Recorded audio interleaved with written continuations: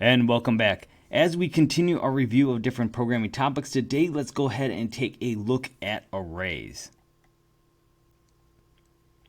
So the very first thing when we start talking about arrays that we need to remember is that arrays are a collection of like types, whether they're an int, a char, a double, string, some other class type, they're always going to be a collection of the same thing. Now, when we create an array, we're generally going to use the following format. We'll have the type with square brackets following it. The name of the array is equal to new, which of course is a keyword, the type again, and then the array length. Type, of course, is being the primitive or class type. Array name is the name of our array. Array length is the length of the array. And if we want to see this as an example, we can say like char, square bracket, letter equals new char 5. Now, when we look at array sizes, one of the things to remember is that we can explicitly either define an array size, or if we don't know our array size, for example, we can define that using a variable. So, for example, we can say like int array number is equal to new int array size 5.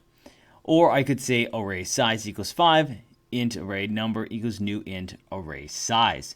Both of these, of course, function the same. These are both an array of size 5s. But the difference with this size 5 and this size 5 is that this one has been defined with a variable. And this can come really handy if I want to, for example, have the user define the size of the array. So maybe I don't want it to be 5. Maybe I want it to be a user input size. Then I can go ahead and instead of saying, for example, equals 5, it could be like, for example, keyboard.nextInt, and then that could define whatever that size I need that to be. Now, when we have an array, obviously we need to initialize the different elements of the array to give them actual values. We can either explicitly define array elements, but the key thing to remember, if we start doing that, don't forget that arrays don't start at position 1. They start at an index of 0. So array of 0 will always be the first value of that index. And if I want the first value, let's say, to be equal to 3, I could write array of 0 equals 3. And of course, this can be done for the rest of the elements as well. For example, array of 1 would maybe be, let's say, 2. Array 2 would then be equal, let's say, 4, and so on and so forth. And now, we can, of course, either do this using a variable and a loop to continuously fill the array. And we'll see this when we look at some examples here in a minute. So, here's that example. If we want to fill an array, all right, so in this one, I have a double called score, new double 5, and index, double max. This one's telling me to enter 5 scores, so this is one that's just keeping track of scores. Score of 0 is equal to keyboard next double. Max is equal to score of 0. All right, and so this part right here, this for loop, is what actually fills the array. For index equals 1, index is less than 5, index plus plus. Score of index is equal to keyboard next double. Again, this is what actually is used to fill that array. Now, if you notice in our previous example, we said was less than 5. And while that's not incorrect, what if we had gotten user input, for example, for array? How would we know what to set the length of that for loop for? Well, there's a way to get around that, and that's using array.length. So the advantage of having that variable defined is it allows us to find the end of the array pretty easily. All right, but if we have, let's say, a less than 5 like we have in our example, it can cause issues, all right, because what if our array suddenly is not 5? What if it had actually been set to a value of 6 elements? If there's 6 elements of array, if we say it's less than 5, we may not get every element in that array filled. So it's always a better approach to use array.length. And array.length simply just returns the length value of the array. And this is also handy if, let's say, I don't want the full length of the array. Maybe I want the length of the array minus 1. Again, that's another way for me to have greater control without having to worry about whatever that hard value is of that array. And so if we want to see this with a length example, all right, this is the exact same program that we just looked at, except now you'll look at our for loop. It says index is less than array.length. So again, this is a great way to see how that changes. It doesn't change that much, just this one thing here, but it doesn't make it as dependent upon this number here. Now, if we want to print an array or output it, what is the value of a certain value in that array? Well, there's several ways we can handle this. All right, first of all, you can't directly output an array. You can't say print out array. doesn't work. All right, we get an undesirable output if we try to do that.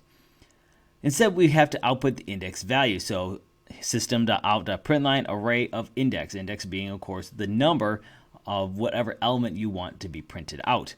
Now, often we do want to, let's say, print the entire array. So we might have something like this for loop. All right, you notice it's very similar to how we filled the array, except at this time, instead of putting a value into something, we're simply using a println statement to output the index. Now, we can't talk about arrays without addressing multidimensional arrays. Multidimensional arrays are very similar to our normal arrays, except you'll notice that if in this example here, char bracket bracket page equals new char 30 100, we have two square brackets here. They're taking in two values. Now, we aren't limited to 2 dimensions because we can make more. We could technically make a 3-dimensional array. We could make a 4-dimensional array. We can keep going because that's the beauty of arrays. Multidimensional arrays are really arrays of arrays. So if you had a 3-dimensional array, you would have an array of arrays. I know that gets kind of confusing, but most of the time, we're not really going to go past 1 or 2-dimensional arrays for most of our programming purposes. Now, either way, the typical way that these kind of arrays are filled are with nested for loops. And if we look at this with a quick example, all right, you can see we have our char page equals new char 3100. I have a outside for loop here. It's saying row equals 0, row is less than page.length. Again, we're using that length call there to find the exact value, row plus plus. Column equals 0, column is less than page of row.length. All right.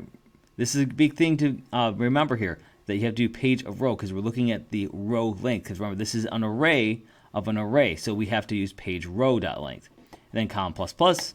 And then when we want to actually set the value, I do like page row column equals quote A.